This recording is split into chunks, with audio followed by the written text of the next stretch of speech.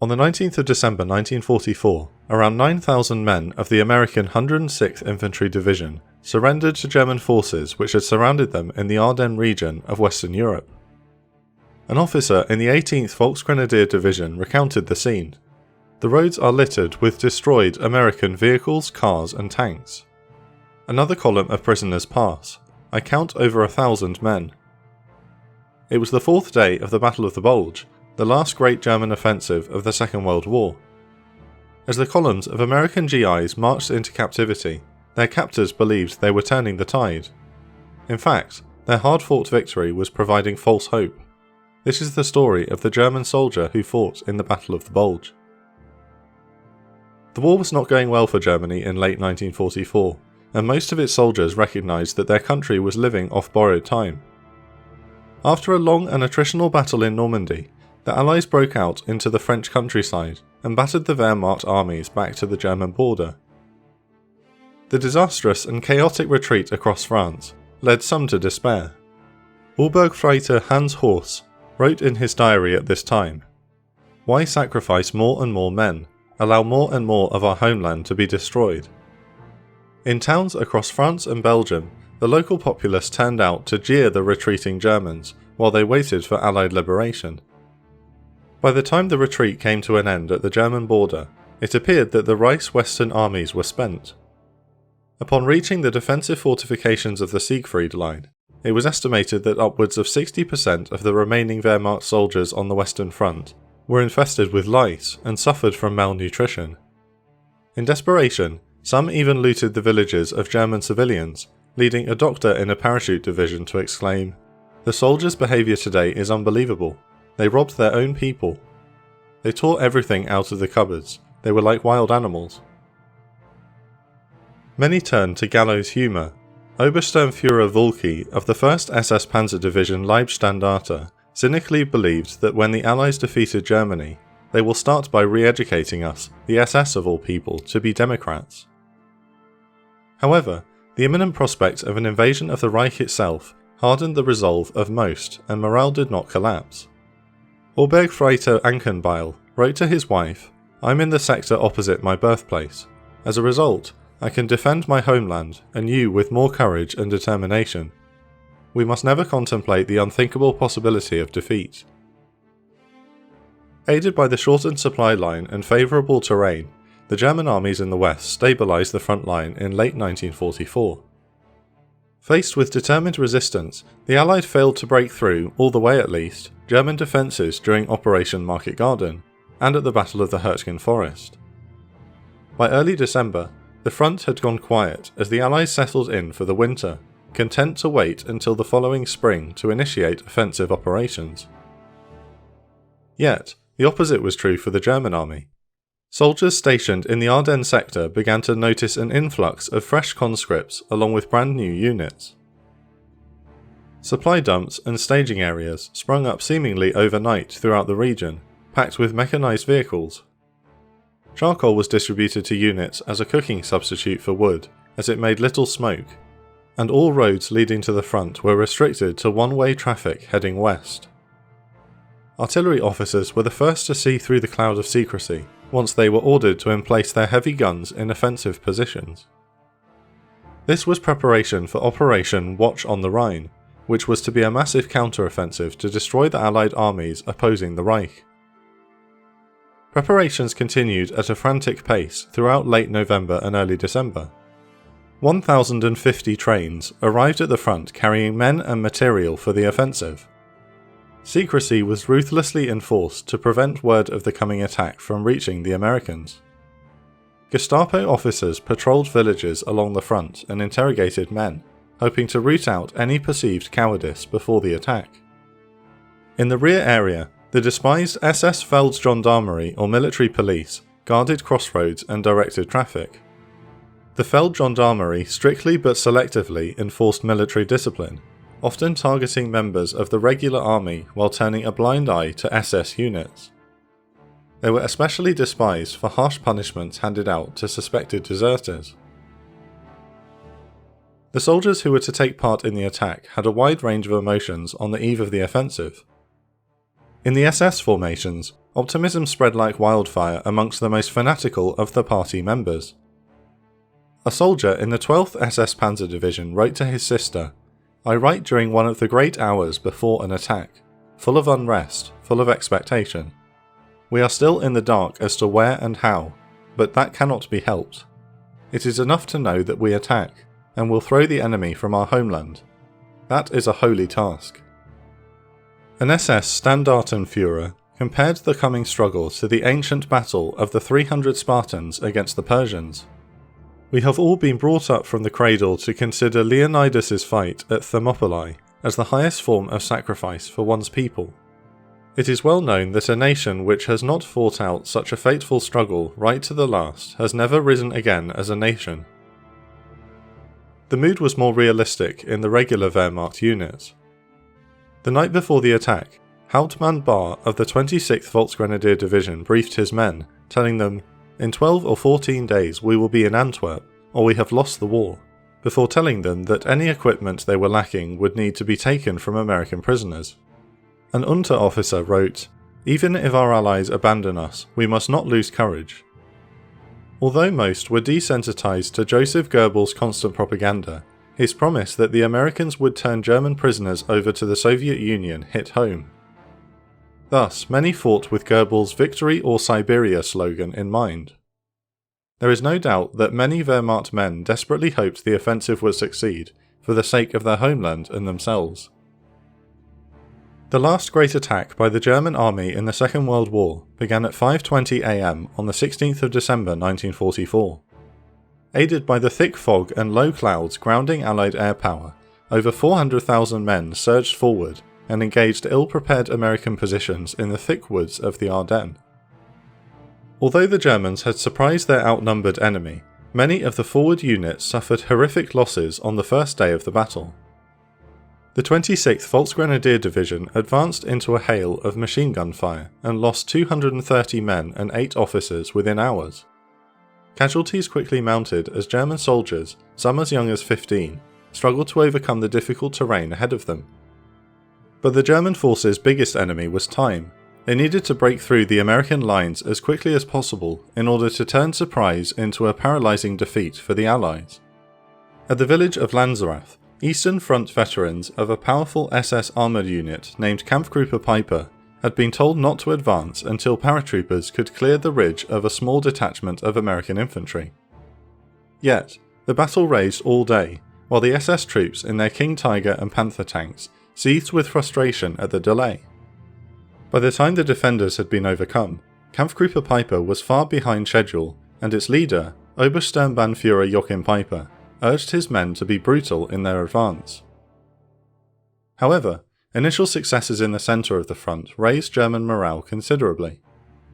A large portion of the American 106th Division was encircled by the second day of the battle, and the road to the Meuse River crossing seemed open. A corporal in the 3rd Panzer Grenadier Division wrote home, "I think the war in the West is again turning. The main thing is that it will soon be decided, and I will be coming home again to my dear wife, and we can again build a new home." Wild optimism infected the men in the leading vanguard units which broke through American lines near the town of St. Vith. A lieutenant wrote to his wife, "You cannot imagine what glorious hours and days we are experiencing now. The snow must turn red with American blood. Victory was never as close as it is now." The reality of the situation was far different for German units in the rear attempting to reinforce the breakthrough. The dirt roads of the Ardennes were churned into impassable mud by tank treads, which caused massive traffic jams behind the front. German tanks suffered repeated breakdowns and blocked the one-lane roads, further exacerbating the problem. The heavy congestion also caused tanks and trucks to run out of fuel before they could reach the front, forcing men to abandon their vehicles and continue forward on foot. These delays made German commanders furious, as they knew the advance could not afford to fall behind schedule. At one congested crossroads, many German soldiers watched with amazement as the exacerbated commander of the 5th Panzer Army, Lieutenant General Hasso von Manteuffel, stood in the middle of the road and directed traffic himself. The slower than expected advance led frustrated SS units to indulge in brutality, with Kampfgruppe Peiper being the worst offender. Taking their leader's ruthless message to heart, Peiper's men left a trail of war crimes in their wake. On the second day of the offensive, the SS soldiers massacred 86 US prisoners at the Bonnier crossroads, word of which quickly reached American lines. The men of Kampfgruppe Peiper had served on the Eastern Front, where executing prisoners was a common practice. An SS man in a reconnaissance battalion later said, "Our Sturmführer just shot prisoners outright. There were 12 of them the first time. He just shot them because they were in the way." Peiper's soldiers were just as cruel to civilians, massacring many in the villages they captured. Tales of SS atrocities were to have grave consequences later in the battle, when American GIs set their minds on revenge. Despite ferocious American resistance, many German soldiers had little respect for their enemy. One wrote, "The American infantryman isn't worth a penny.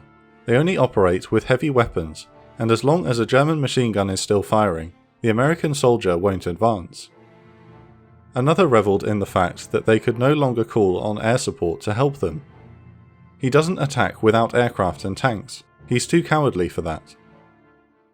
Those who were totally committed to their Führer's cause went to extraordinary lengths to show their distaste. A wounded soldier in the 12th SS Panzer Division was captured and brought to an American aid station, but refused a life-saving blood transfusion. He preferred to die rather than to have what he considered unclean blood in his body. The leading German units forged ahead in the first days of the offensive with their eyes firmly set on crossing the Meuse River. However, the arrival of American reinforcements and costly battles on the Elsenborn Ridge and the towns of Saint-Vit and Bastogne continued to slow the advance. By the 21st of December, the men on the ground could sense that the offensive was losing momentum. The failure to seize Saint-Vit and Bastogne were especially costly, as they controlled some of the only paved roads in the area. Without these crucial supply avenues, German logistics suffered heavily. Men in the 26th Volksgrenadier Division, who had been ordered to lay siege to Bastogne, were forced to share one loaf of bread amongst 10 men. Even the Americans they surrounded had more food. More importantly, the panzer divisions could not be resupplied with fuel, spare parts, and ammunition. The situation was far worse for Kampfgruppe Peiper in the north. They had been trapped in the village of L'Église by the 22nd of December, and the German troops were starving and exhausted. Despite their hopeless situation, surrender was not an option. Enraged American soldiers also committed atrocities, executing SS prisoners on the spot as revenge for their massacres earlier in the battle. Peiper's officers used this to their advantage and urged their men to fight to the death. Nonetheless, many attempted to flee back to German lines. Despite the sometimes sub-zero temperatures, over 100 SS soldiers tried to swim across the freezing Amblève River to safety, only to be picked off by American infantrymen one by one. Just 800 out of Kampfgruppe Peiper's original 4,800 men survived the battle. A break in the weather on the 23rd of December saw the return of Allied air supremacy, which was the worst fear of most German soldiers. They were especially terrified of the rocket-firing P-47 Thunderbolts and Hawker Typhoons, nicknamed the Jabos, shortened from Jagdbomber, literally meaning fighter bomber. One officer said, "We prefer to walk instead of using a car on the main highway. The Jabos keep on attacking everything which moves on the roads." The clear winter sky also caused the temperature to plunge to -17 degrees Celsius, or 1 degree Fahrenheit. German soldiers whose uniforms were in tatters after a week of constant combat suffered horrible frostbite, but doctors could do little for them without adequate medical supplies. By Christmas Eve, German commanders had accepted they had failed. The leading units were only 4 miles from the Meuse River, but had reached their limit. In the Belgian town of Salès, a family heard a knock on the door. When they cautiously opened it, a young and shivering soldier from the 2nd Panzer Division fell to his knees and begged for food. Out of Christmas charity, the family gave him some soup and a pie before sending him on his way. Other German soldiers were desperate to find alcohol. A 14-year-old girl in the village of Rochefort watched a Wehrmacht private punch through the glass door of a cafe with his bare fist, and despite bleeding heavily, he made off with a bottle of wine. Soldiers forced their way into civilian homes to share in the warmth, but there were few cases of non-SS German soldiers seizing food at gunpoint. They sang Silent Night while drowning their sorrows in whatever alcohol they could find. Many stared at pictures of loved ones and wept silently, bitter at having to spend Christmas away from their families. The German collapse in the Battle of the Bulge began on Christmas Day 1944. The overextended and undersupplied spearhead of the offensive was essentially wiped out in a combined British and American counterattack. These units had so little fuel that they could not even run their ambulances, while Allied fighter bombers rained napalm and high explosives from above. All across the front, an Allied counteroffensive began to push the Germans back to their starting positions. Those who had believed the Führer's great attack would eject the Allies from Europe were now despondent. Retreating units destroyed whatever they could, mostly as a scorched earth strategy, but sometimes out of spite.